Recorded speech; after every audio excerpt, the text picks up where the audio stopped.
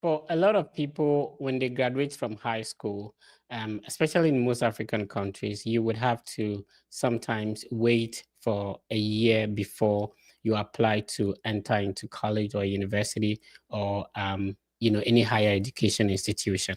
So I made a video recently explaining that while you wait to be able to apply to a local institution, maybe you're done with high school, right? You're waiting to next year to be able to apply into a higher education institution. Sometimes financially, family is saying that maybe you have an elder family member or an elder brother who is already schooling. So wait, we are not financially strong. Wait until next year before you can apply into a higher education institution. Now, let me give you a hack. Whilst you're waiting, and sometimes people end up start to be able to get some job and save some money before they go back to school. Whilst you're waiting, the US education system and sometimes the Canadian process is centralized. So there is a website called the Common App. Now, as you're waiting, you can create an account which is free on the Common App, and the Common App allows you to filter and then find universities and colleges that do not require any application fee at all. So as you wait to go to school, why don't you create this account, start putting in free applications via Common App to some of these US and Canadian institutions? Guess what? You wouldn't pay anything for most of these universities. Again, from next week, which is the 24th to 28th of February, most of the universities in the state of Alabama. So in the US, a lot of states have what we call the application fee waiver month or application fee waiver week, where within that specific week, the whole state institutions within that state waive the application fee. So for next month, if you're interested in applying to any university in Alabama for bachelor's degree, then take advantage of the free application week. For some universities, you may have to fill out a form and then they will send you the code, or you need an application fee waiver code to be able to apply for free. This is my intro for today's episode of the Study Abroad podcast. You're welcome if this is the first time you are tuning in.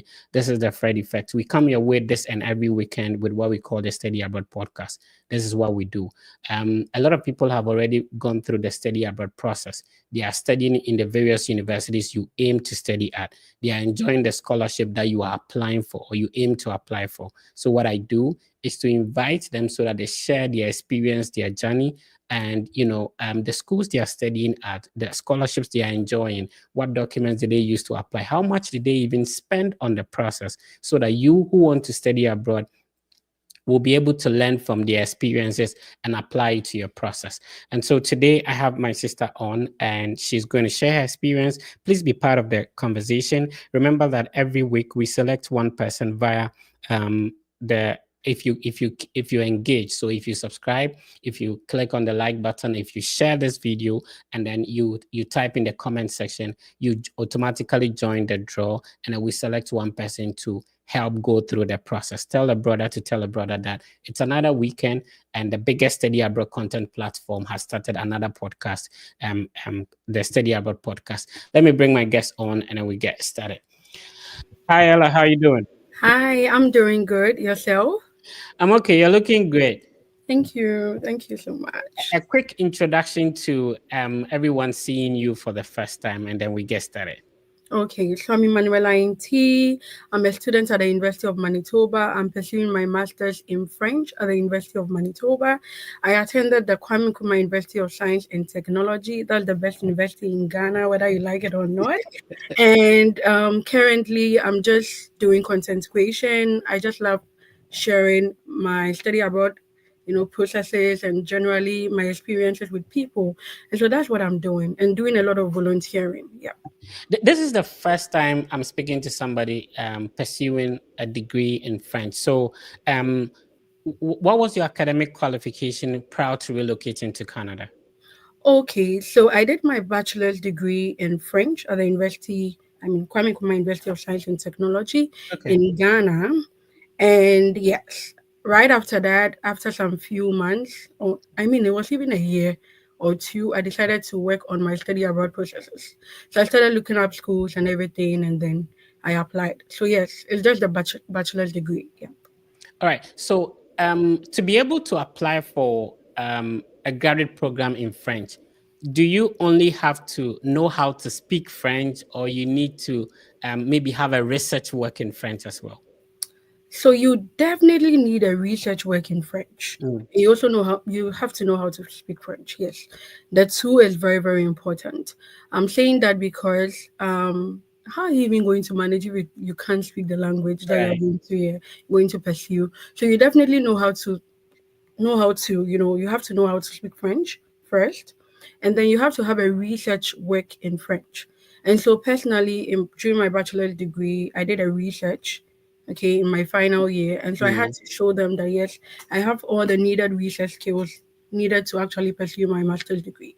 Because without that, how are you even going to do that? And most of the masters in French programs are thesis based. Oh, okay. So if you don't have it, then how do you do that? So yeah, they look at all that. I see. So because of the experiences Emanuela has been through, she shares her experience on a YouTube channel called Emanuela Inti. Don't you think the YouTube name is too long? Maybe Ella Inti or Ella. Or, what was your nickname back in school, though? I didn't have a nickname. We ladies don't really have a nickname. That is something about men. You guys have a nickname when you're in your senior high school and everything. yeah. But we ladies don't really have a nickname. But everybody calls me LINT. So maybe it's something that I can Yeah. actually look at. Yeah. Awesome. So please subscribe to just go to YouTube right now. Type. I would want us to hit 1,000 subscribers before we end the session. So we are currently at 734. Please go to YouTube right now and then subscribe to Emmanuel Inti's YouTube channel. Please tell us what you do on YouTube. So with YouTube, I share my experiences abroad, the experiences that I had to go through back at home, even before coming, and Right. then my experiences here. Why I decided to choose Canada because I had both of opportunities, right? I had a visa to the USA and I had a visa to Canada, and I Oh had to choose wow. one. So why did I decide to go with Canada of all places? And personally, how school is going, graduate school, life, working as a student, and yeah, immigration, yeah, opportunities here and there. So yeah, Oh that's wow. yeah. So you had a visa to you had admission scholarship and a visa to study in the US, and then you had admission scholarship to study in Canada, and you Yes, chose Canada, right? yes.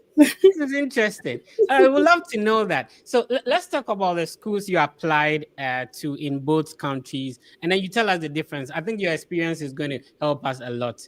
I would have chosen to be in the US though. Honestly, I have to be honest with you. Yeah. So tell us, why did you choose Canada before we go to the schools? Canada.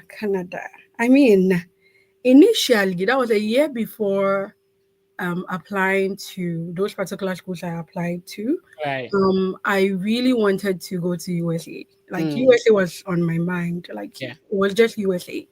And then I decided to do a lot of research. I started talking to people and I realized that, okay, Canada really has some advantages. And then, yes, I can speak French. I'm a bilingual. Right. Canada has those two official languages. Hmm. So, what can I do with French when I'm done with masters in French in the Hmm. USA? So, I felt like I would have better opportunities in Canada if I should come to Canada. And also I had very lovely people. There's one lady called Lawyer Bridget Kutinyama. Right. I spoke to her and she was like, Ella, let me tell you something. You speak French. There are a lot of French opportunities here in Canada. Just look at it. Research, talk to people, and then decide. And yeah, I just decided to go with Canada because yeah, why not? All right. Not Since you speak French, let's use French to tell people to subscribe to the YouTube channel.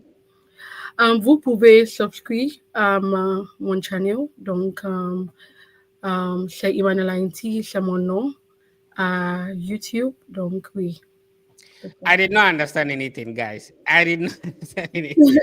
Anyway, So let's move on. Let's talk about the universities you applied to, both in Canada and then in the US, and we'll talk about the office. So normally what I do is that I will share the screen so that people get to know some of the schools that you apply to and all that. What was the first school you applied? But before you go, if you are just tuning in, you're welcome. You're not late. We just got started.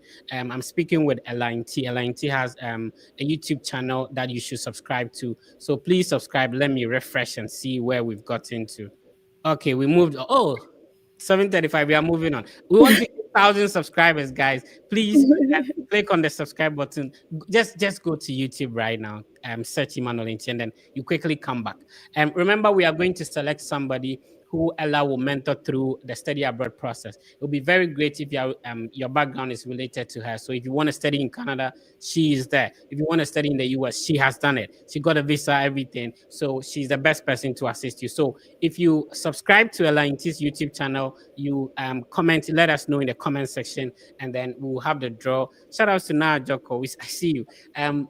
We'll have the draw and then we'll select one person. So Ella, let's go to the schools that you apply to. Okay, so I applied to the University of Oregon. Okay, let me search for that real quick. And was that in, did you apply to Masters in French as well? Yes, I did. Oh, okay. How did it go in terms of admission? It was actually smooth. It took a while, but it was Right. very, very smooth. I was already waiting for Nebraska too because I had applied to them, and then the whole visa process and everything was a lot of work, and so they asked me to wait till the next year. And so I was like, okay, why not just apply to University of Oregon whilst I'm waiting for University of Nebraska? Just so I have two different opportunities available. Right. The application process went smoothly. I was contacted somewhere in January for an interview. Before the interview, I had the admission, but they needed the interview to be able to give me the scholarship. Okay. And so, right after the interview, where I told them, this is me, this is what I did, they ask you a lot of questions. Yeah. Why do you want to study here? What are your research experiences like? What is your teaching experience and everything? And so, yes, right after that, they gave me my admission letter and then the funding package. So it really went smoothly. Just that the application process was a little bit was a lot. And sometimes it can be very confusing. So yeah, like you're saying, if anybody needs help, why not? Yeah, sure. So this is the website of University of Oregon. Is in the US. It's located in. Let me see if I can find. Yeah, it's located in a city called Eugene in Oregon. So if you are yet to start your application, probably you can consider University of Oregon as well. And what was the second university you applied to? It was University of Nebraska, but I was already waiting for them, so that is different. Okay. For Canada, University of Manitoba. All right, let me quickly show the website of University of Nebraska. And University of Nebraska, which campus? Because there's a lot of them. University of Nebraska Lincoln. Yes. Oh, okay. So I'm sharing the website of, and I went to this campus. I visited. It's a beautiful campus. Yeah, I visited Lincoln, and it's a beautiful campus, very close to their downtown. So this is the website of University of Nebraska at Lincoln. Remember, most of the states in the US has what we call a university system. So there is University of Nebraska university system. So there's University of Nebraska Lincoln. There's University of Nebraska at Omaha. I think there's other campuses as well. So this is the website of University of Nebraska Lincoln. If you're looking forward to checking it out, just Google unl.edu. All right, and then let's go to the Canadian schools as well. University of Manitoba. Okay, let me quickly search for the website. This is one-man production, so I do everything on my own. So I'll quickly have to Google that, and then I'll show to our viewers. So this is the website of University of Manitoba, and this is the current university you are. Yes. A lot of people think that the Canadian application process is involving. It involves a lot. So walk us through your application to this university and what made you successful. Okay, so with this university, I decided to contact the department. So there's Right. one thing I always do, and one thing that I will always advise people to do: do not apply to any school without contacting them. You have to know if they are ready to accept people. And so what I did was that I contacted the graduate chair, Mm-hmm. and then she was like, okay, yes, with your background, we believe that you're going to be a good candidate. You can actually apply. So I went to the website, the portal, and it had, those normal details, like your personal details, your name, where you are from, and everything. We were supposed to submit a CV at some point in time. You submit that's my KNUST certificate, so your certificate. Okay. Submit your transcript, very, very important. That is unofficial transcript. So you submit that, and then I had to submit my research work Okay. because they had to be so sure that you've actually done something, you've written something, you are somebody that has the research skills. So I submitted that as well. And yes, I think that was it. It was so simple. And then the recommendation. So you input the email and then the names of your recommenders, and then they contact them personally. I mean, Mm-hmm. that is what goes on right now. Right now, you Right. don't submit a letter to them personally. They contact your supervisors. I mean, the supervisors and your recommenders, and then they ask for those particular information. And so I did that as well, and then that was it. I didn't Oh, have to do anything again.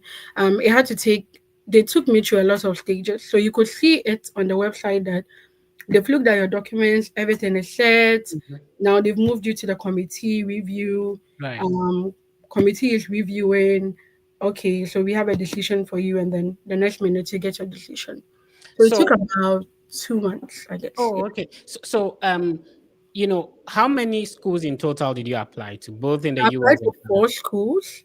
University of Calgary too. That's the Okay. last one. Okay. Let me Um, quickly share that one as well. University mhm. of Calgary. All right. And did you have to pay an application fee to all these universities? Yes, I did. Wow. And some people complain that the Canadian schools, the application fees are ridiculous. Like it's expensive. I mean, it's okay. Yeah. I don't think it's expensive because if I'm paying $99 or $90 for University of Oregon, Hmm. and then I'm paying $120 for University of Manitoba, I think it's the same thing because the exchange rates and everything. Right. Yeah. Were you working full time, or you were a national service personnel whilst working on the process? So I wasn't a national service personnel when I started working on the process. I actually looked at the process, but I didn't take things seriously because I wanted to stay in Ghana. I had Right. that notion that yes, I want to stay in my home country. I don't want to leave. Hmm. And so I didn't start from there. I started right after when I went home and the reality dawned on me that hey, it's not that easy to get a job in Ghana. Right. So I mean it took me a while to get a job. So while I was working, I was applying. I was looking at the possibility to leave and further my education. So yes. One question I ask most people is what actually ignited your interest to study abroad? So you're done with national service, you are searching for a job. What actually pushed you to want to say that? Why don't I start working on going back to school again? I actually applied for masters in French at the university. I mean, Kwame Nkrumah University of Science and Technology. I Mhm. got admission. I went for the interview and everything. I was supposed to go, and I decided not to go. I Mhm. decided to work. So I did. I even moved. Like there was a whole career change. I Right. did accounting at some Mhm. point in time. I was at the Institute of Chartered Accountants Ghana. Oh wow. And I finished with part one. I was almost done with part two when I left. And so I was working more like as an audit associate stroke Okay. bilingual administrative assistant with an audit firm Mhm. before coming. And so yeah, whilst doing the job, I realized that yes, there's a need for me to upskill, you know. Why don't I just go outside the country and then do my master's? I could Right. have done it in Ghana, yes. I could have done it in Ghana. But I felt like even if I'm done with Ghana, like doing that particular program in Ghana, I Mhm. personally don't want to go into academia. Mhm. No, academia is not for me. I want Right. to work with probably foreign affairs or something. And getting those jobs in Ghana, if you don't really have a lot of connection, you can't get it. I see. And so I thought of everything. I was like, why not just travel? Yeah. Travel, do your masters outside and see the opportunities outside for you as well. And so yeah, that's why I took that decision. So you worked on applications to a local institution for masters. You worked on a Mhm. Canadian application. You also worked on a US application. Yes. Tell us what was the difference? So with Kwame Nkrumah University of Science and Technology, Yeah. I would say that it was quite easy. I Mhm. mean, it's just like the way we apply for bachelor's degree. Oh, So okay. we have a website as well. You go there, you buy the forms at the bank, Mm-hmm. right? You have the serial code and everything. You input it, you go, your personal details. Mm-hmm. I think your profile picture Yeah. with a for KNUST with a green background, and then you submit for me personally, because I had already done my bachelor's degree there, I Mm-hmm. didn't have to give them transcripts or anything. Because they They can could access. directly access it. So they ask a question, did you complete your bachelor's degree here? And then Right. you answer yes, and then you don't have to submit anything. So right after that, they have a recommendation section as well. So Mm-hmm. you put in the email and then they contact your supervisor or whoever would want to probably give you a recommendation. And And how then many was that? Was it three, just like applying to universities, outside of Ghana? I think it wasn't free. It was around, if I could remember. No, no, I mean like the recommendation. Did they require three of them? Oh no, just two. Oh, okay. Actually, just two. Okay. How No. about statement? Did you have to write statement of purpose for that? Yes, I think I had to do that. Yeah. Oh, okay. Yeah. Okay. Yeah. I see. So so And I it's had to write on exams too. So oh, they okay. called me for an exams and an interview. So it's a bit similar, right? Yes. Yes. Oh, okay. Okay. I see. How about when applying to the US institutions and then the Canadian one, what difference did you spot? I would say with the US institutions, um, I feel some sort of a connection. Mm-hmm. I mean, I'm not against Canada or anything, Right. but I felt some sort of a connection between myself and then the department. Mm-hmm. They were like checking up how is everything going and everything. With Canadian institutions, it doesn't work that way. It doesn't work that way. You don't really get a lot of people checking up on you during the process. I Right. mean, it could be different for other people, but Mm-hmm. personally, with the Canadian institutions I applied for, I didn't get that checkup and everything. But I believe that is also because, in the US, most of the time, you are going to be a teaching assistant. Yeah. So they want to build that connection with you. So it Yeah. makes it a little bit easier. They are going to pay your fees, your living expenses and everything. So yes, they definitely have to build that connection with you. Mm. But with Canada, it's not like that. Most of the funding is not from teaching assistantship. Okay. Most of the funding are just like entrance scholarships, fundings from your department and Mhm. everything. You don't really need to have somebody you are talking to or have somebody that you're trying to relate well with before coming. It doesn't work that way. So, So yeah. so doesn't mean you don't work for your scholarship? I personally did not work for my scholarship. No. Oh, okay. When I So came in, I got an entrance scholarship, and then when I landed here, I also had another scholarship that took off my tuition fees and everything. But you don't work for it. oh, okay. You So don't work so for in it. the US, normally for graduate school, you would, and I'm sure maybe any of the schools you got admission into, you have a letter saying that you're supposed to work 20 hours this way. Maybe you Mhm, teach, undergrads, or you're a research assistant kind of, mhm, mhm. and they pay you either every 2 weeks or monthly. Yes. But in Canada, the whole money is given to you. When, Yes. so that you create an account and they dump the entire No, money no, in it. no. They don't dump it. Right. So How does it? it goes towards your tuition fee account. Right. So, we all have a portal or something, Mhm. your student portal, and you have your account summary. So they Right. put it in there that you've been awarded a scholarship and it goes into your tuition fee account. But what happens is that when you are done using it to pay for maybe your fall and winter semester fees, Mhm. whatever is left, you can claim it. Oh, okay. Yeah, you can just ask for it. All They'll right. just take you through some processes, but that is all. They'll just give you your money if you don't owe any school fees. Yeah. Right. If you are just joining us, you are not late. I'm still here on the Study Abroad podcast with Ella. Remember that you would have to subscribe to the LINT YouTube channel. Now, it's easier when people have been through a process and they are willing to share their journey and experience with you. So please subscribe to the LNT YouTube channel. We have 745 now. I think we are making progress. Okay. So the aim is to be able to get 1,000 subscribers, before we end the session. So please click on the subscribe button, be part of the family.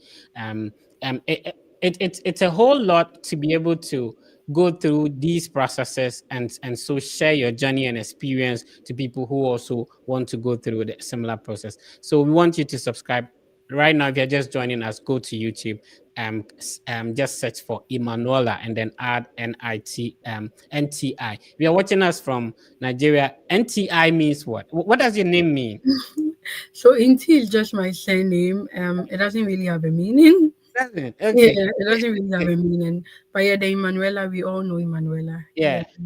God is with us. Yeah. Awesome. So what has been what was the most difficult part in the process when applying to these universities? Was it the application? Was it the interview? Was it the visa? What was the difficult part of it? I would say it will be the visa, because you go through a lot of anxiety. Mhm. There's a lot of things you go through when applying for it. And personally, I got the US and Canadian admission. Which one first? Which one came first? So I think University of Manitoba came first. It Right. came around 18th of, not 18th, I think it was the 9th of December. Mhm. Yeah. And, So and it how came about the around visa? then. Which one did you obtain first? I obtained Canada's visa So first. for the people who think that you cannot work on these two applications concurrently, or maybe work on a Canadian visa and the US visa at the same time, how did yours go? How did you do it? So personally, I would say that I wanted to just apply for the Canadian, visa Right. at some point in Mhm. time, or the US visa. So it took me a long time to apply. I Right. wouldn't lie. I had to sit down and think before applying. And just imagine, I got the admission, the Canadian admission around 9th December, but I Mhm. took my application in somewhere April. So just Oh, okay. imagine, I was just waiting for the US admission to be able to be sure if I So, really so want that to, means, you know. in a way, you were a bit tilted to the US, right? Yes, the US kept on confusing me. It kept on confusing me because I mean, US had been like the dream. Yeah, and I they wouldn't were lie keeping to in you. touch with you too. Yes, Yeah. exactly. Like coming, meeting a lot of people, Yeah. Fred Effect, watching your channel and then your experiences Thank and you. everything, and realizing that hey, it's like people are doing so good in the Yeah. US. Yeah, the US looks like a good thing. So I was very, very confused. I'm not lie. I was very, very confused. And it took me a while to sit down and really plan. At Mm, some point in time, I wanted to apply for, I remember I got the influence of my supervisor mhm, back in Ghana, more like a lecturer. mhm. He's called Mr. Insia. So Mr. Insia was like, "Oh, I think US is very, very good for you. Right. And I think US is, you've been talking about US, just apply to the US, Yeah. and everything." And I was just confused. I was just confused. And so at some point in time, I decided to apply to Canada. Mhm. And I had two friends, Ellen Akon and then Charity. Shout out to them. Yeah, shout out to them. So these two friends were like, Ella, nope, do the two. I'm like, the money is a lot. Yeah. Yeah. Especially, that service fee of even $350 is even, I mean, that's the highest amount I ever paid for anything. That service fee is a lot. It's Yes, a so that is what someone will be thinking, that why would you waste money if you know that you want to do the Canadian one? Why would you waste money on visa application fee, 100 and something, and then a service fee as well? And I'm looking at, so the Canadian visa process, there's no visa interview, and then Mhm. you would at a point in time when it is being approved, you have to send your passport to them. Now Yes. you have no idea when the passport is going to come back, Yeah. but you need the passport to go for a US visa interview, which Hmm. will be in person, which when you Hmm. get the visa approved, they will also take it. Yes. So how did you manage that situation? That's what I'm curious. It was a lot. I mean, it was a lot of thinking and praying. I wouldn't lie. Yeah. My mom and I were more like prayer warriors Shout out to during mom, man. that time. Yeah, shout out to mom. And so when I decided I had to apply for those two, like those two visas. Right. I just prepared the monetary, because I definitely have to check my finances. Mm-hmm. So I submitted, for US, you have to get a date and everything. Right. So I did all that. And initially I got somewhere, I think it was 2023, right? So I got Okay. something in 2024. Mm-hmm. And so it was just there. It was more like, let me just keep you here. And then Yeah. I worked on the whole Canadian process. And with the Canadian process, you go do your biometrics. So I went to Mm-hmm. do my biometric, and I was in the system and I was waiting. So Right. while I was waiting, I got a better date for The US one. the US one, and Uh-huh. then I decided to, take that date. I think it was June something. Yeah. So I took that date, and right after that, um, the Canadian one, I think I got a message that I was supposed to go do medicals. Okay. Yeah, so I went to do my medicals, and then that one was also left there. Mm-hmm. And frankly speaking, at some point in time, I was so confused because when Canada asked me to bring my passport, Mm-hmm. my date was almost Close getting for the closer US. for the US. And Yeah. US, you have to show them your passport. So I was like, Yeah. "Hey, if it really takes long, what am I going to do?" And so I Mm. started researching how long does it really take for people to get their passport back Back. when Okay. they give it to, they give it to the Canadian Okay. immigration. So I did some research and I realized that sometimes it takes like 3 days to a week. Okay. Yeah. I did everything, and as soon as they asked me, because usually with Canada at that time, I think things have changed now. Now Mm-hmm. they reject a lot of people after medical. Those times, if they call you for medical, it's Okay. like Okay. afa cry. Yeah. So around that time, when I got called to bring my passport, I just took it the next day. I mean, that day, cry, I wanted to take it, but I realized that you need to actually book Oh, okay. because initially they were not doing that booking thing, but there were a lot of people, at the immigration center, that VFS center Yeah. at Obelimpe. So you had to book to even bring your passport. So I booked and I had the next day and I just took Mm. my passport.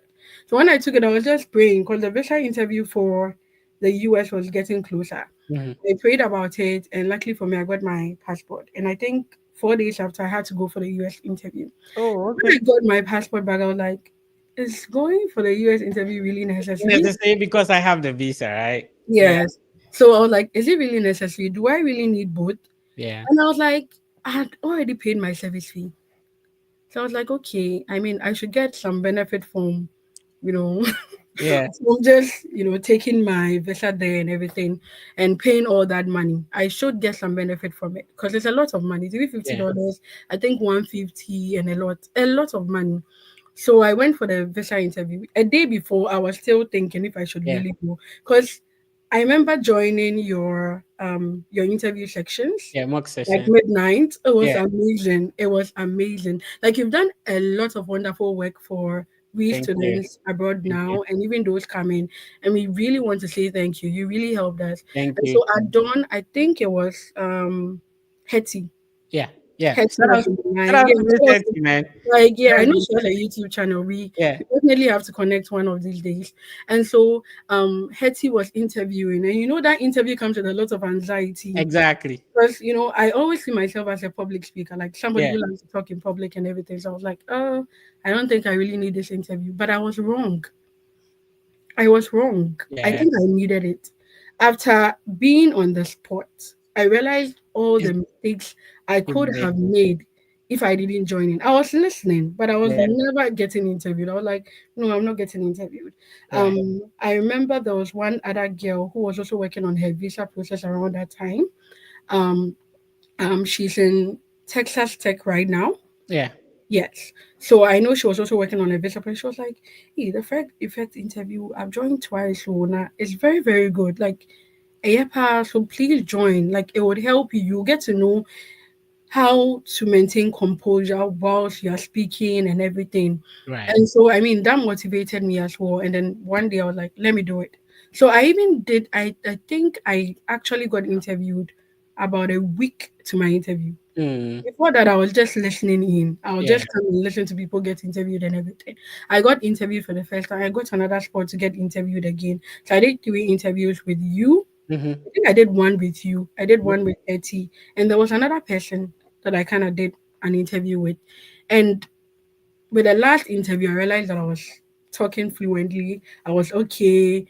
Everything was like I was coming down when speaking and everything, but it's not the end of life. And I think what also helped me was that, hey, US, Canada, family, that. Yeah, you know. So, No, so I mean, that was listening fun. to your story now, Ella, I'm super proud of you because Charlie, people are struggling to just get one visa in their passport too, and you have the two of them. You know, so I'm super proud of you. And I think maybe mom, dad listening right now, they are proud. They're super proud of their girl, right?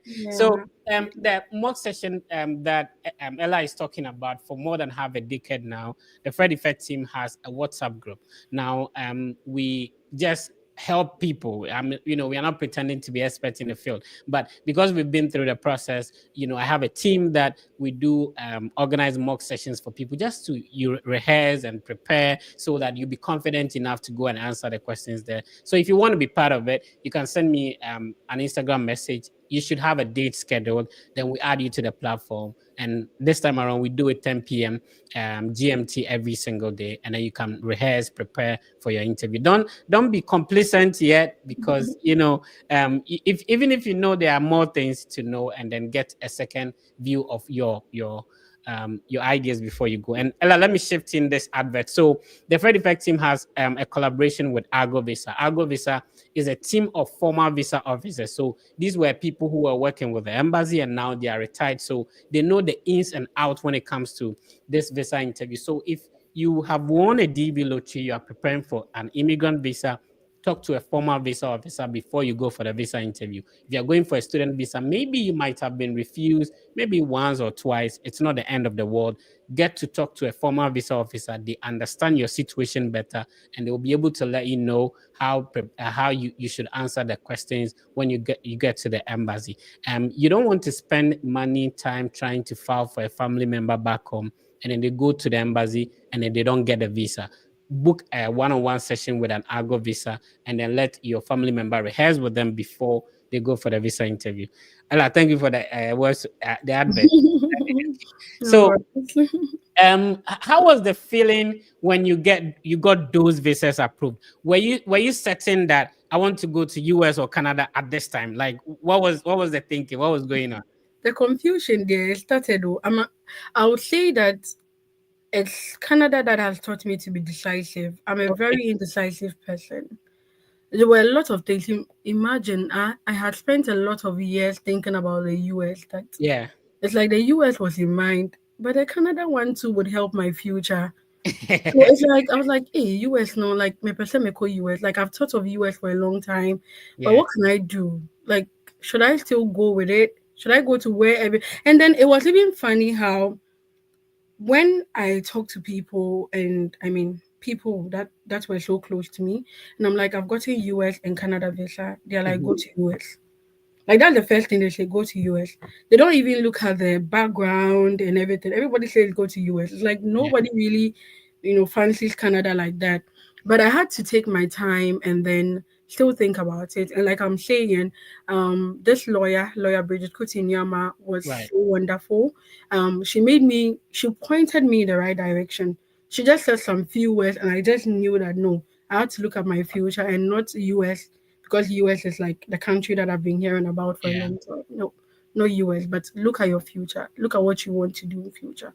What do you want to do with the language? Do you want to work with the language? Then go in for it. And so that was when that I realized that Canada was the best. And like I was saying, when I was coming, I had entrance scholarship, but the Okay. other part of my scholarship wasn't set.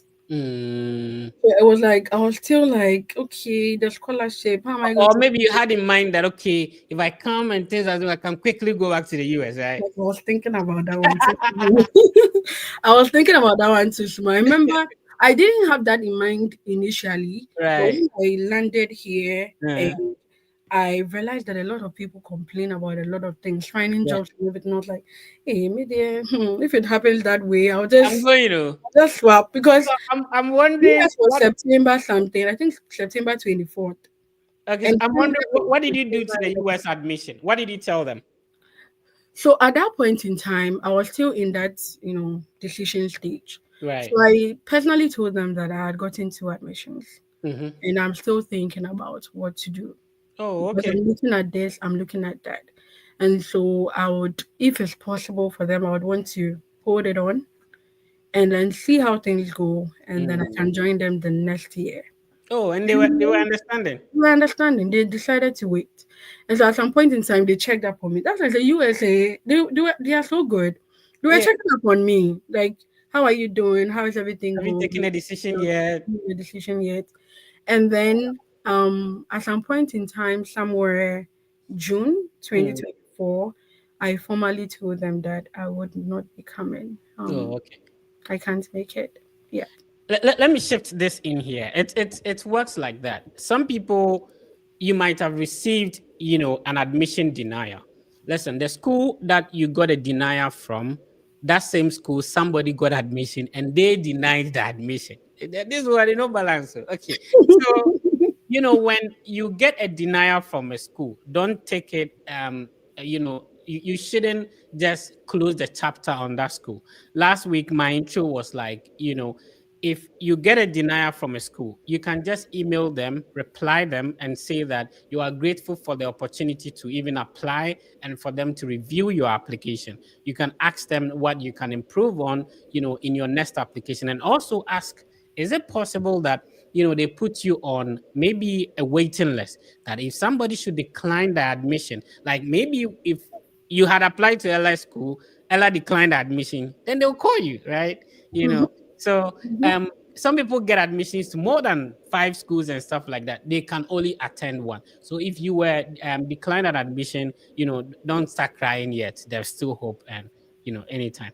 Anyway, so what has been so what, when you got to Canada and then you got the second scholarship and you were like, okay, that is it, I'm settling. I Mhm, see. mhm. Right. Um. And I would like to add something about the US application. So I would like to speak to all the French students out there. Right. Explore schools. I realize that a lot of people are looking at the school that our seniors went to or Mhm. anything. Like if you know someone that went to Kansas State, then it means you're applying to Kansas State. It doesn't work that way. That's When exactly what I, I did. yes. The school I applied to was because I knew it's a TA.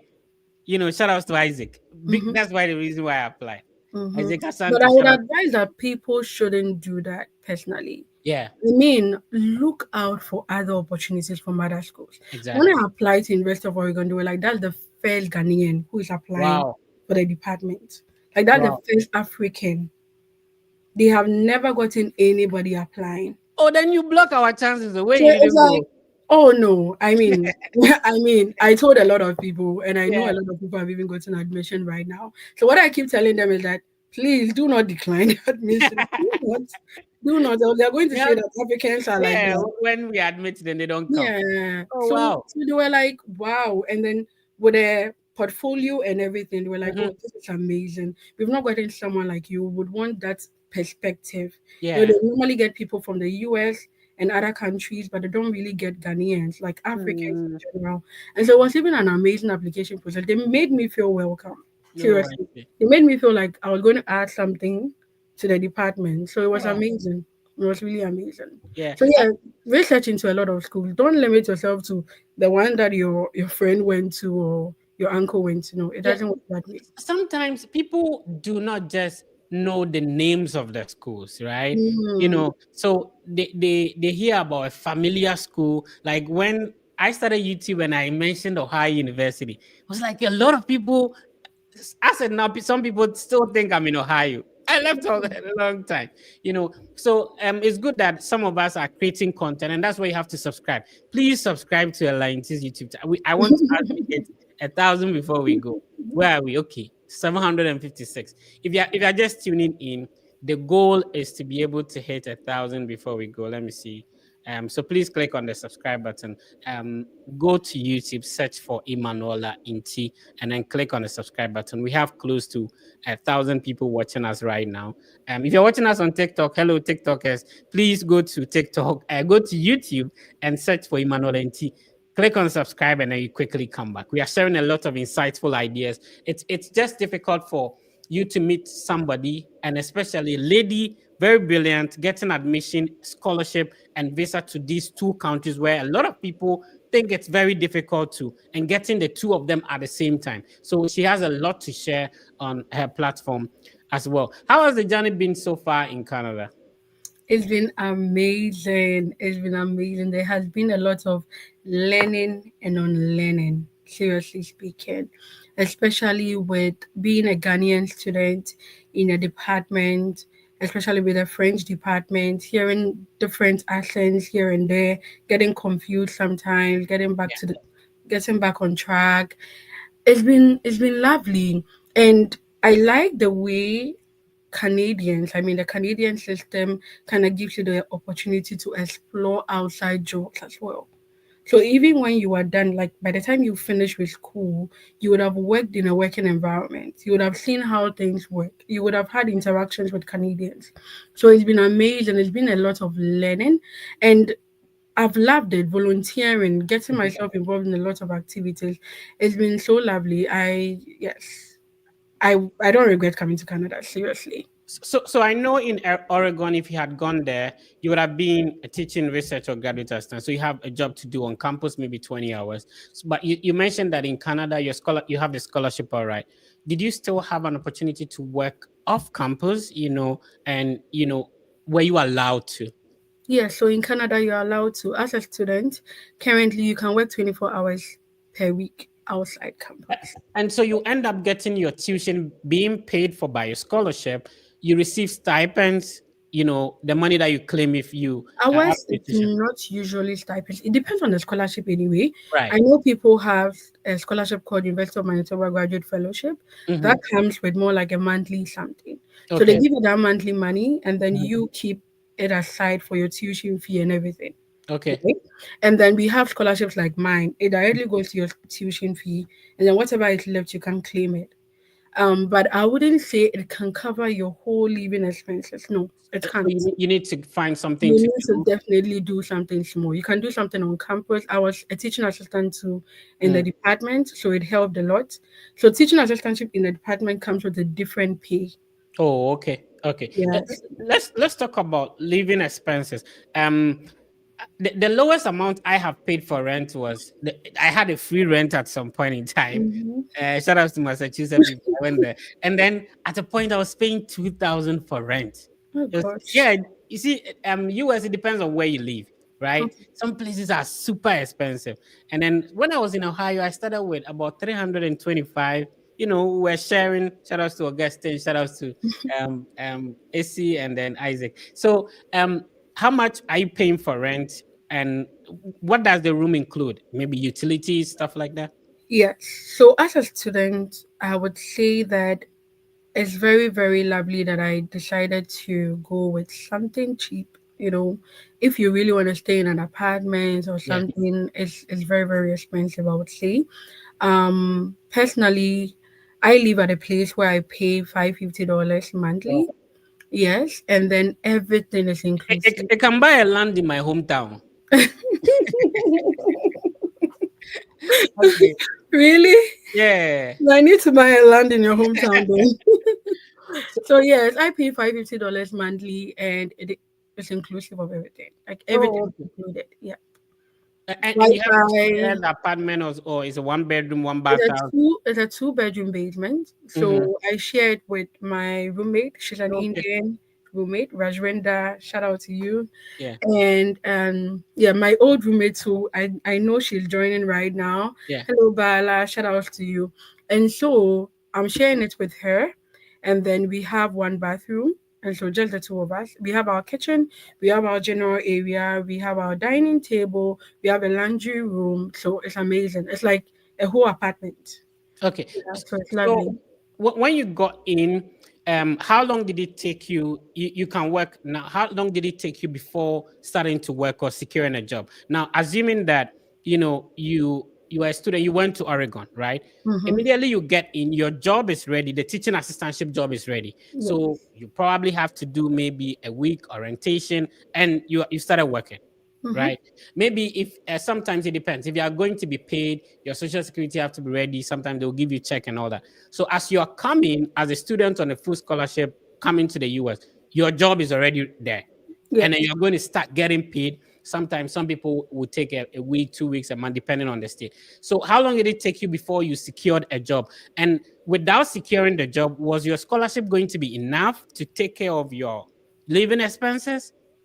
So I would say that, like I said, with Canada, it's like I just had to make a very difficult decision Right. because I knew that my funding was not going to cover every living expense. But I was like, no, I want to do this. Yeah. It's difficult. Like people always say that it's very, very difficult to get a job, but mine Mhm. is going to be different. Yeah. And Yeah. so personally, that is what I did. Because coming here, you don't just get a teaching assistant position waiting for you. Mhm. Usually, you have to even take some coursework for like a semester for them to really know that yeah, you are very good enough to teach the first year students before they even give you that opportunity. Right. It wasn't that easy for me. I would say that when I came, I got here August 19th. And when I got here, as soon as I landed, I started applying for jobs. Oh, I okay. even started applying for jobs in Ghana before coming, if I'm being frank. I even had two interviews in Ghana before coming. But I gave them that notion that I'm actually in Canada, Right. right? Because I already knew the address I was coming to and everything. And Right. so when I came, I was just on Indeed. I Mm. was on Indeed applying, Job Bank applying. I did a lot of applications, like maybe 70, maybe 100. I was just doing applications, doing a customer service CV, doing a lot of CVs. And then I got myself a customer service related role. Mhm. And so that's what I got. And I got it about a week to 2 weeks after coming to Canada. So it was very swift. And that also made me feel like maybe it was God's purpose for me to actually be in Canada. Because I told God one thing, that if I come to Canada and I'm able to get a job, then I'm not going to the US. Like I was saying, I'm still thinking about it. So when I got a job, I was like, oh, this is God's, God wants me to know that yes, Canada is actually the place that I have to stay. And so yes, I got it, I started it, and during that time you could only work 20 hours per week. Oh, okay. And so even though it was 20 hours, you don't easily get 20 hours from your employer. Sometimes they'll just give you 12, 13, 14. So I started that way until I transitioned into another job, and they actually opened it up for us to work on limited hours. Mhm. So I was now doing like 32, sometimes 40 Wow. hours per week and still combining with school. And it was a lot of work. I wouldn't lie. It was a lot of work, but you get used to it. Yeah. You really get used to it, and you realize that everybody is doing it. Yeah. And one thing that also helped me was, like I was saying, this lawyer Bridget Kutinyama. Shout out to lawyer. Yeah. Let's advertise for lawyer. What does she do? What is her expertise? So actually, she has her own legal services, Mhm. but personally, I think I would have to ask her about that before bringing it out here. Okay. Okay. So probably would have to do that, but she's a lawyer and she's an immigration lawyer. She does family law actually. Oh, okay. Yeah, she does her own immigration legal counsel or something. But I don't know if she's open to the Ghanaian Oh, population. I know client. she's open to people here, but I don't know about the Ghanaian population. So I would Right. definitely need to find out. And then if I do find out, you can catch me on my YouTube channel. I mean, you Yeah, can sure. definitely ask me that question later and then I'll answer you. But for now, 771. That's Oh, we are moving. We are moving. We are actually moving. If you are that's new, please subscribe. Go to YouTube. Click on search for Emmanuel Inti. We have 772 now. So we are moving. So please subscribe. Let's go, Nella. yeah. So it was so nice. And when I was coming, personally, I was in touch with her because she helped me look for a place to live. And coming, I knew that I was getting someone getting me from the airport to Wow. my place. It was amazing. And I didn't even know she was the Sofumame. You know, when we say Sofumame, Yeah. the pastor's wife of Yeah. Assemblies of God Church here.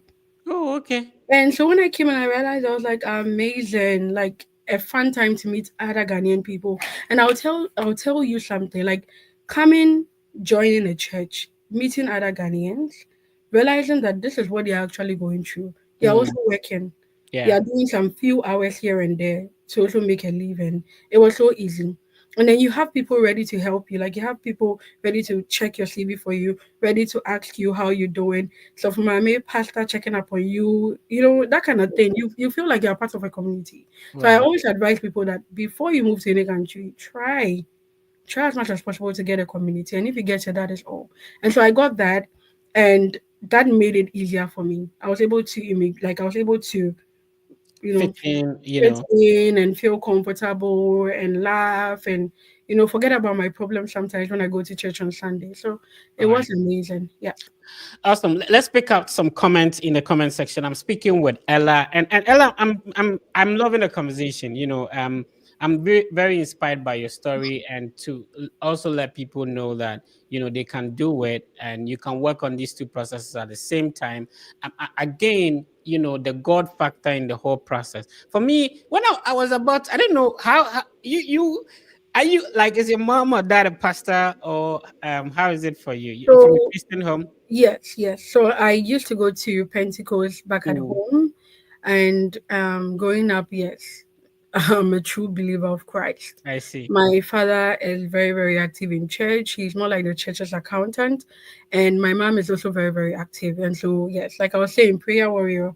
And at some point in time, I wouldn't lie to you. My mom and I were doing fasting and praying. I would say that because after getting the Canadian visa, Yeah. there was an interview section where somebody mentioned that sometimes when they realize you have another visa, Mm-hmm. they can even deny you. Why do you have a visa here? And then, that kind of thing. Yeah. So I told God, that God, hide that visa, like hide it, hide it. So she took my visa But and then the wiping. council officers sometimes they flip it. Yeah, yeah, she was Yeah. just doing that. I was like, gosh, oh gosh, what is going to happen next? And when she did that, I don't know if she saw it or not. Maybe she Yeah. saw it and decided that, oh, wow, It's this not a girl problem. already has like a visa, so why deny her or something? Mm, Maybe something else happened, or maybe she yeah. didn't even see it at all. And so when she just flipped it and she played it on her decks and asked some follow-up questions and gave me that white sheet and was like, congratulations, Lala. I was like, there was this joy. Yeah. And that whole process of standing in line, I mean, US should do better. It's gosh, it's bad. It's so bad. Like, hey, I Yeah. said, in form or so or something, or Yeah. You. it's that thing is the anxiety itself that like Yeah. that's where you develop because I The, had confidence until I got there and I realized that is this how it works? the, I the can hear interview someone speak. the interview itself is like 1 minute, but the thing you could go through before, Oh you no, know. it's so bad. That Anyway. somebody was just doing right behind me, and I was like, "Gosh, I'm also trying to gather confidence, and you are doing this behind me." Some people are praying in their head as they are in the queue. Yeah. Yes, and before I got there, I think they rejected one lovely gentleman. Just give me a minute. Right. So Yeah. let's pick up some questions. So Lois is watching us on YouTube. Shout out to you, Lois Akusia Blay. And then can you interview someone who is currently at Miami University? I've already done that. If you go to the Fred Effects YouTube channel, I'm going to show you that to you real quick. There are previous sessions we've done. So this is not the first if you're meeting us for the first time, this is not actually the first the Study Abroad podcast we've done. We've done a lot of them. If you go to the Fred Effects YouTube channel, you see all the sessions that we've done in the past. So I have already interviewed someone from Miami University. Let me see if I can quickly show you that. And he shared wonderful experience. He's currently studying a master's degree in gerontology. Yeah, that's my friend over there. So he schooled at Miami University. You can check that one out. And there have been several episodes I've done so far. A lot of people that I've invited on. So when you go to the Fred Effects YouTube channel, there's actually the home page, which is here, and then there is the video section where you see all the uploaded videos, as well as the live session. So if you go to the live session, that is where you see all the previous episodes we have shot so far. So all of them are there and different stories being shared, and it's very inspirational, just like the one we're having today. All right. So let's see if we can take a couple of comments and then we'll move on. So Lois, that is it. And I can't pronounce your name, but he's saying thanks, Ella, for the shout out. Ishimi Dala Kitila Pam. So Oh, this is okay. my old roommate. Yeah. Okay. Shout outs to you. Thank you for tuning in. Great job, Ella. Can I have your IG handle to ask questions concerning? Yeah. So let's talk about your Instagram handle. So my Instagram handle is should I give it out right now? Yeah. So I don't know if I'll be able to show it on the screen, but go ahead. So it's actually very, very confusing. Let's But see if we can make less I would, complicated. yeah, so it's going to be M. Okay, hold on. Let me see if I can search for it real quick. Okay. People can contact you via Instagram, right? Mm-hmm. Yeah. So So it's more like Miss Ella in T, okay. but it has a dot between the two L's, right? Oh, okay. So Miss Let me Ella see. in T, but a dot between the two L's. So it's MSEL.LANTI. That is all. Let me see if I can find it here. Can you repeat that? It is Miss Ella in T, so Mm. it's MSEL So dot the S is only one. yes. Okay. Miss Ella, yeah. Mhm.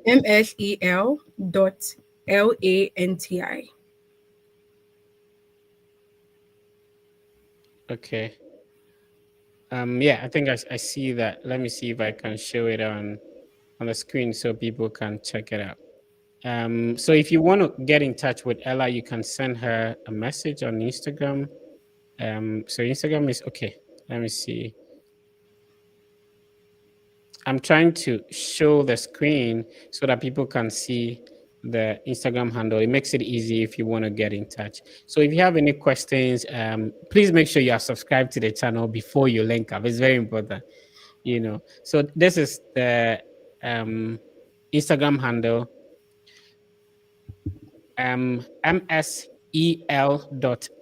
MSEL.LANT, more or less like Miss L Lanty, right?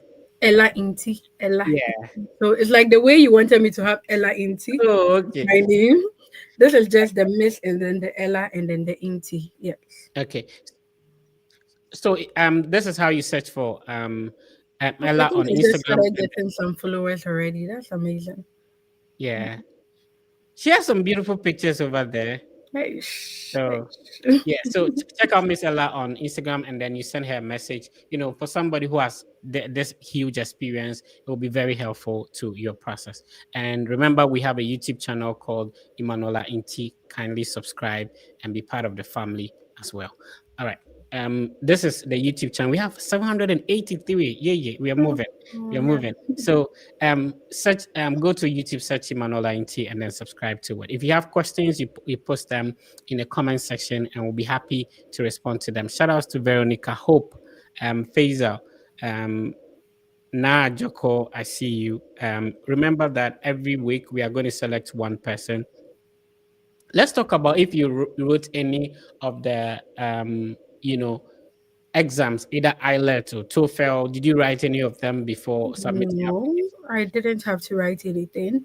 I think with the schools that I decided to apply to, they had exemptions for Ghanaian students. And Mm, I think most of the schools still have exemptions for Ghanaian students. So you don't have to think about that. I think the only time you have to write those GRE, GMAT is when you're doing something more calculative in nature. Yeah. So yeah, for me, no, I didn't do right. that. Mariam, I have a question for you. What's your best and worst experience in the during the study abroad journey? And how many times did she attend her interview?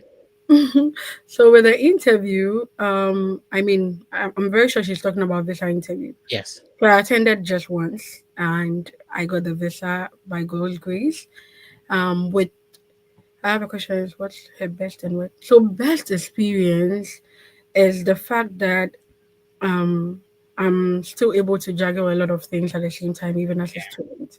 So I like the fact that I'm still able to go to school, partake in a lot of activities, volunteer here and there, still build, my skills in a lot of areas. Because sometimes if you spend a lot of time in school, you are just centered in school and school and school. You come out and you realize that you don't have anything to give anybody. It's Yeah, just a certificate. And that's so true. I love the fact that I'm able to do all this while studying. And my worst experience during my study abroad journey. Oh, study abroad journey. Is she talking about before coming? Like the process. The whole process. So with the best, I would say will be, Get getting the scholarship you. offers. Yeah, Scholarship offers. It comes with a very good feeling because yeah, a lot of people, a lot of people get rejected and everything. So yes, exactly. I'll say that is my best experience. Best experience it will be um when I'll say the interview process, like the Okay. waiting, like waiting to be interviewed, is Mhm. my worst experience during the study abroad process.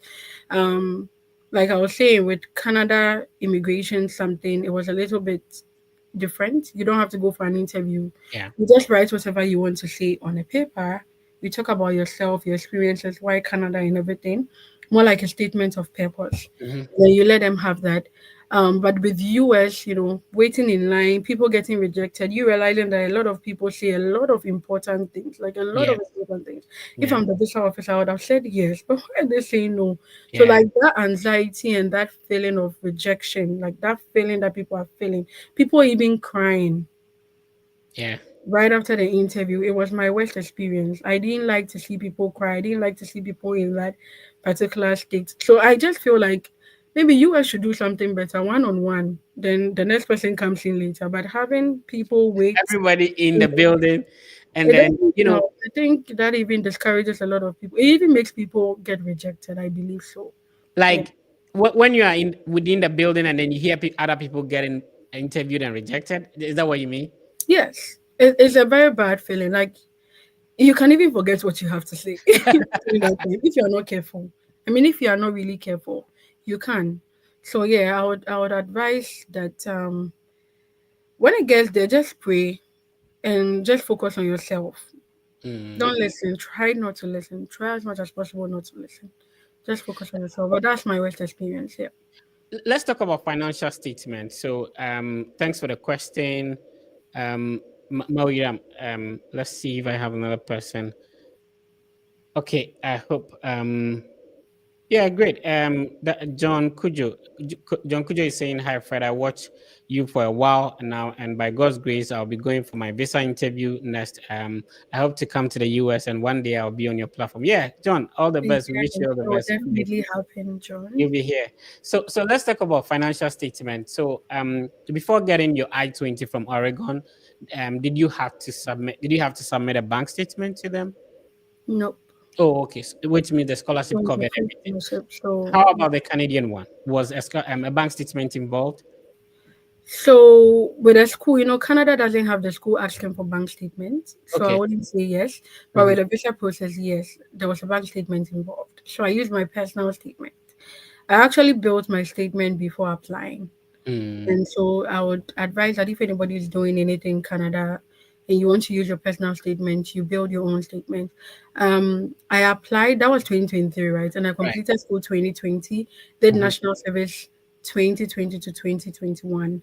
And so I had more like a 2 year something. So I felt like with my age around that time, which will be around, I think, 26, and then the experience I've had Mhm. being an auditor, going with my parents' statements is going to be like a no, Yeah. no, no. And I realized they were rejecting a lot of people because they felt like, you are working, so why are you not bringing your statements? So I had to build my statements. I used my personal statement for the visa process. Yeah.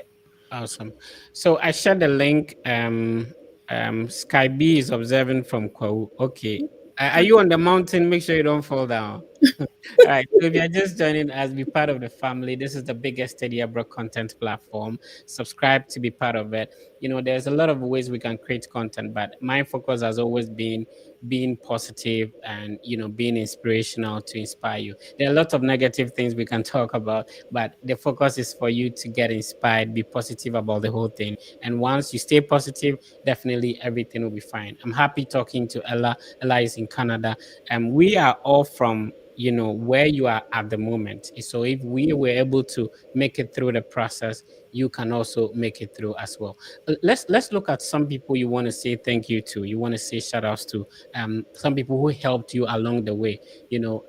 This is something like you know um and Diasuna Huma Hunusur, right? So the people, maybe your parents, whoever you want to say thank you to. So I'll start from God. I want to say thanks to God. I'll go with to my parents now. So I want to say thank you to my parents, my mom for the love and everything she showed me during the whole process. It was a lot of, I mean, there was a lot of heartbreak Yeah. and a lot of money being spent and everything, but she was always there for me in prayer and in person as well. I would also like to say thank you to Mr. Insia from Kwame Nkrumah University of Science and Technology. He's a lecturer there. Mr. Insia actually supported me. I wouldn't Mm. lie. He gave me a lot of funds for this whole study abroad processes. So I would say that he really helped me, and I want to say thank you to him. I would say thank you to lawyer Bridget Kutinyama because she was able to lead me to the right direction. I would say that and she's been a huge support. Like yesterday, we had a lovely program, and she was there to share her study abroad, journey and everything with us as well. So I would say that lawyer Bridget is amazing. Thank you so much, lawyer Bridget. I would also like to say thank you to Zita. So Zita also did her bachelor's degree in KNUST in the economics department. Zita was the one that pointed me to University of Manitoba. She was like, Oh, Ella, apply to University of Manitoba. I think you can check if they have a French program. If they do, you can check if they have funding, and then you can apply as well. And so, yes, I would like to also say thank you, a very, very big thank you to Jude Mensah. So Jude Mensah is currently a PhD student at the University of Illinois. I okay. think I'm pronouncing it well. He always says I don't pronounce it well. So I always say Illinois. One of them is one of them. So University of Illinois, Yeah. and he really supported me during the process, checking my statements here and there, making sure that I'm in the right direction and everything. So I'd like to say a big thank you to him as well. I would say a big thank you to my family here, like the family and friends I've been able to get here. I would like to say a big thank you, especially to Karen Omani Mensa for the love you continually show me. You're more like a sister in Manitoba here with me. And yes, it's always been a lovely time catching up and talking and navigating the system together. Also, she already, sent a shout out. Bala Ketala Pam Lashimi. She's from India. She's currently doing her PhD in biosystems engineering. Oh, Uh, nice. yes, biosystems engineering. So she has a lot to share. I mean, I'll be Yeah. interviewing her someday. I mean, yeah, Okay. so she has a lot to share at the University of Lethbridge. Thank you so much for tuning in and for supporting me throughout this whole process. And yeah, to friends and family that I've not even been able to mention, my Chicken Republic squad, Elena Kuhn, and everybody else, please, the Chicken Republic squad, you know that, they are doing this. We are going to do this. And thank you so much for the support, girls. I love you all. Yes. Yeah. So Derek has a question for you. How has your university impacted your personal growth and development? Just like an exams question kind of vibe. It's like This what? one, dear, is Like seriously like a yeah, scholarship, something, yeah. that kind of vibe. It's a So then scholarship question. I, Oh. oh, Derek Gakpo. Oh, I think I know. So, with how the university impacted my personal growth, I would say that the University of Manitoba personally gives a lot of opportunities. There's a lot of things to explore. And like I was saying earlier, if you decide to stay in your own zone and you decide not to explore a lot of things on campus, you're not Mm. going to learn anything. You're just going to complete with your certificate. And so personally, I've been able to do a lot of volunteering during orientation, during a whole lot of activities. I'm currently a sustainability ambassador for my Oh, nice. university, and so imagine fostering the sustainable goal, the UN Yeah. sustainable goals and everything, and currently also a volunteer at poverty awareness and community action. Oh, You wow. know, a lot of people have the misconception that poverty is in Ghana, it's in Africa, it's Mhm. not in Canada and the US. It's a lie. A lot of people are here and they are very poor, very very poor, Yeah. even poorer than we the international students here. And so I'm just there to help people get access to resources here and there, applying for EDIA, applying for all those other services they need in the Canadian system. So I'll say that it has helped my personal growth. I've been able to meet people. I've been able to get a lot of perspective Yeah. from people from different backgrounds, indigenous people, people from different communities. It's been so amazing learning from them, and with professional too. Like I've learned a lot, I would say. So the university has a lot of, programs and a lot of volunteering opportunities that I've tapped into, and I would say that yes, I've learned a lot, and yeah, it's really impacted in all those things. Yep.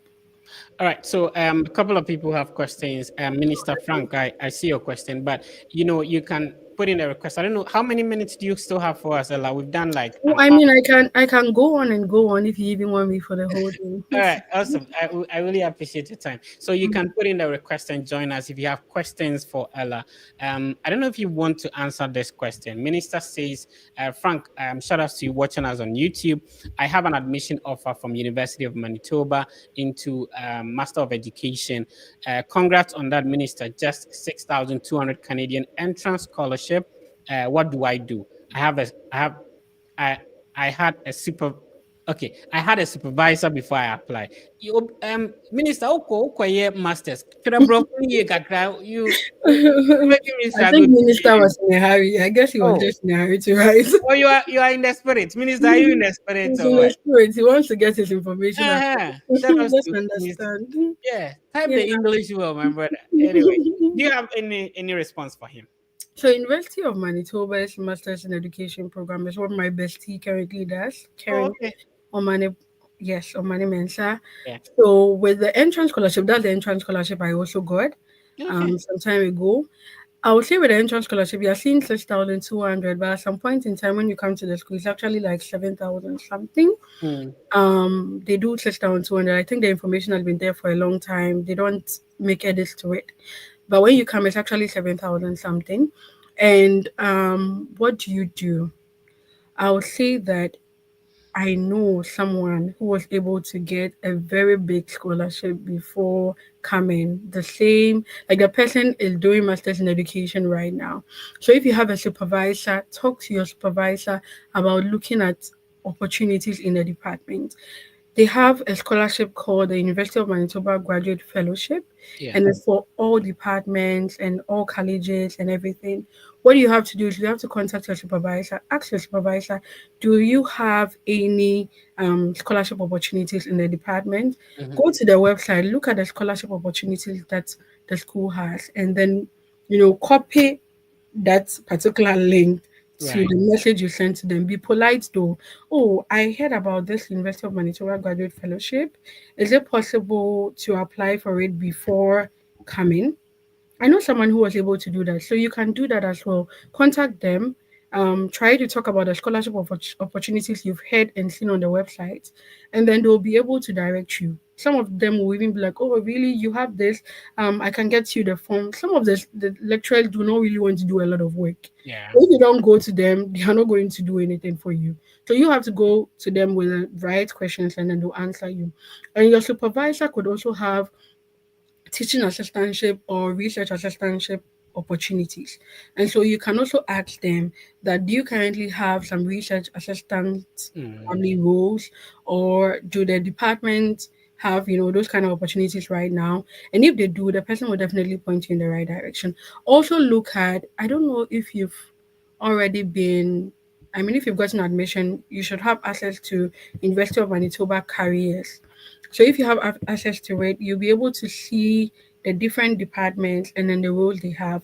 Sometimes, even though you're coming to do masters in education, you can be a grader and marker for maybe one of the first cycle students. In French, we have like cycle something, more Yeah. like the undergraduates, right? The level 100, level 200 students. You can be a grader marker for maybe human resource departments in one of those general programs or sociology department. So look at that as well. I would say yes. But go in asking your questions, specific questions of scholarships you've seen on the website, and they'll be able to put you in the right direction. Yep. Awesome. Thank you for responding to that. So if you're just joining in, um, you can send us a direct message on via the comment, and we'll be able to respond to it. Remember that you have to subscribe to Align T YouTube channel. We will change the name to Align T. That one Yes, is we'll change. yeah, we'll change it. We'll change We'll it. change it. Yes, definitely. Yeah. Emmanuel T is a mouthful. By the time we finish pronouncing, Banku with X But has my been surname is so short that it's like it's my first name is making up for it, I guess. yeah. Yeah. Right. Yeah. So it's been a great conversation, and we have done like almost an hour and 20 minutes. So let's have the the draw, and let's see who gets selected. No. So shout outs to Na Ajokwa Mwaku. She has been consistently on the platform. Na, please send me a message on Instagram. I appreciate your support and everything. Let's see if we can assist you. Even if you don't get selected today, don't get mad, you know. So let's see if we can have the draw, and then we'll see who gets selected for today. Okay. Okay. So we have about 157 comments. Let's see if we can get to 160. So if you're just joining, what we do every time is that we are not only giving you the information, we are also trying to see if we can hold your hands and help you. But the difficult part is that sometimes you want to spend time to support someone, but the individual is not serious themselves, right? Mhm, Right. mhm. So that makes it difficult. So when you're being selected, we'll connect you with Ella, and then she'll be able to guide you. We actually want you to be serious. This whole process, notwithstanding, however, anyone is willing to support you. If you are not serious yourself, the person will be working in vain. So let's see. We have 165 comments now. Let's see who gets selected. Okay. Because I type a comment, my name is appearing in there. Anyway, oh, okay. Tawa Saba. Tawa Saba. I think I don't know if you're a Gambian. Shout outs to Tawa Saba. You are being selected for today. So what you do is that Tawa, you send me a direct message on Instagram and let us know you are the winner for today's session, and then we'll connect you with Ella as well. All right. So Ella, it's been a great conversation with you. I really appreciate your time and the insights, as well as I'm really inspired, for people to say that, it's so difficult, and another person to say that, oh, I got a two visas and I said to even go to this one. It's interesting, and I appreciate the worth of knowledge, and I really think that for people like you, maybe you should have even started the YouTube before coming here, because you have a lot of ideas and information to share, right? Mhm. So please, if you've not subscribed, go to Alliance's YouTube channel and then click on the subscribe button, be part of it. How do you get in touch with Ella? Ella is on Instagram, and then let me see if I can share the Instagram handle. So this is the Instagram handle. Let's see. Okay. The Instagram handle is what I'm showing on the platform, right, on the screen right now. So MSEL.LANTI, and then you follow, and then if you have a message, you send it to, and she'll be happy to respond to it. All right, Ella, let's take your conclusion remarks, and then we close for today. So I would say that with the study abroad process, it can be it can be a long process. It's Right, a lot of work, but you have to put in more effort. right, And I'll say that if you try the first time and it doesn't work for you, don't be discouraged. Personally, when I spoke about University of Nebraska Lincoln, mhm. after waiting for a year, they told me that no, we have no spot for you. It Wow, was discouraging. It was discouraging until I head back from University of Oregon. I mean, so I would say that just put in a lot of work, pray about it, ask for help when you need help. Don't just stay in your room and do your own things. A lot of people with a Canadian process like this, a lot of people get banned, mhm. and it can be so worrisome. And I would also say that do not use illegal documents. Please Right, don't try it. If you use illegal documents for Canadian process, automatically, if you get banned in Canada, you get banned in the US, you get banned in Australia, you get banned in UK. So do not do that. Ask for help. You have platforms like this. Just make sure you take advantage of those platforms. And then what I would say is that it's a gradual process. Put in the effort. join groups, listen to more advice. And then, yeah, maybe you're going to join me soon. And I'm hoping that everybody travels. Like, I feel like we all need this opportunity. It's very insightful. You learn a lot, you meet people, you change your perspective about life. Yeah. And so, yes, I hope to see all of you in the coming years in Canada or the USA. So, yeah, thank you so much for joining in today. Awesome. Ella, I'm very grateful for your time. I really appreciate you for pulling up. And yeah, thank you. We wish you all the best. And I'm sure you have to invite me on your channel, right? Yes, Get I'll me invite on. you. Yeah. I'm starting an interview section, so I'll That's definitely invite you and then we can awesome. talk more. And I really like what you do. Like, I think you're doing something in public administration, right? Yeah, I'm done with my two masters, so I'm moving on. Oh, okay. Because I Yeah. want to really do something in public policy Oh, and yeah, administration very that'll soon. be great. Yeah, Maybe you should yeah. come to US and do it. We'll see. Yeah. We'll see about that. Thank you so much, Ella, for Thank coming you through. too. Thank you too. All right, it's been a great session. Another insightful section. We do this and every weekend, and thank you for tuning in. I know it's very expensive, but for you to use your data, but what happens is that we try to give you value. At least the schools we mentioned when during the interview, that the suggestions and advice it is going to be very helpful, and a lot of people following this podcast. It has been very helpful to their process as well. My name is The Fred Effect. This is the biggest study abroad content platform. Remember, we're streaming on TikTok, we streamed on Instagram. We want to make sure that whatever platform you have access to, sometimes maybe you don't have data to access one platform, but you have some bundle to access another platform. So whether you are watching us on TikTok, watching us on Instagram, YouTube, X or Twitter, and then Facebook as well, we bring it to your doorsteps. Remember that the session will still be live on all these social media platforms after them, we close for today, and then you'll be able to rewatch it, including the previous sessions that we've had. Next week, we'll come your way with another insightful one. And please be positive and understand that everything will be fine. People have been through the process. You wouldn't be the first person, neither would you be the last person. So the scholarships are achievable, the admissions are achievable. Don't look down on yourself. Maybe you feel like maybe any family member has never traveled outside, so I can't. I wouldn't be the first person. Guess what? You can be the first person to do it, and that hope would ignite some hope in the family for them to also follow suit. Your ability to do this might not be beneficial to you alone. Listen to me. If you're able to work on this process, it's not for you alone. It's for your kids and your grandkids. I want you to think about it. And then you don't have to worry about failing a visa interview because you have an opportunity to talk to a visa officer before you go for the visa interview. So the Fred Effect team has a collaboration with Argo Visa. Argo Visa is a team of former visa officers.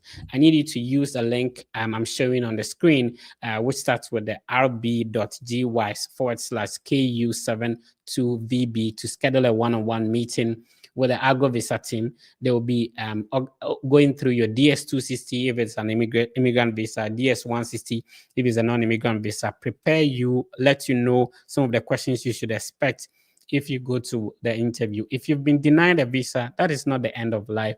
Talk to a former visa officer. They understand your situation better to help you to go through the process. To get in touch with a Fred Effect team, send a direct message on Instagram. What we do is we guide people to work on this study abroad process.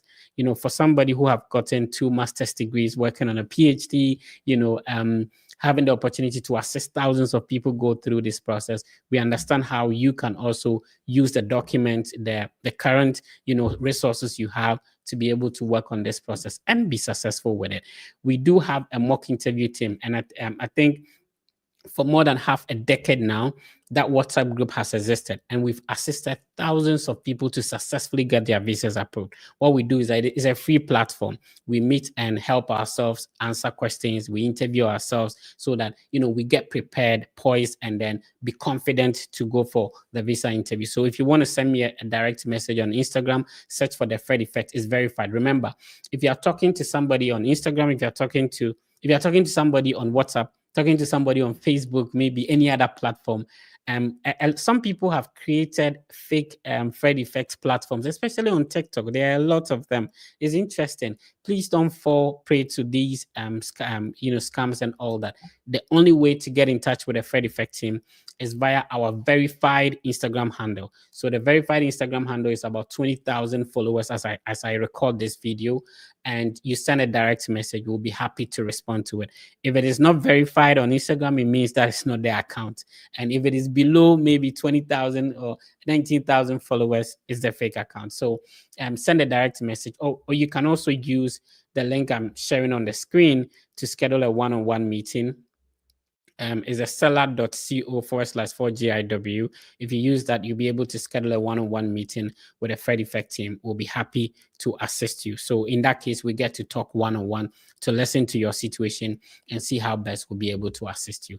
Please be positive and know that everything will be fine. I'll see you next week. Take care of yourself.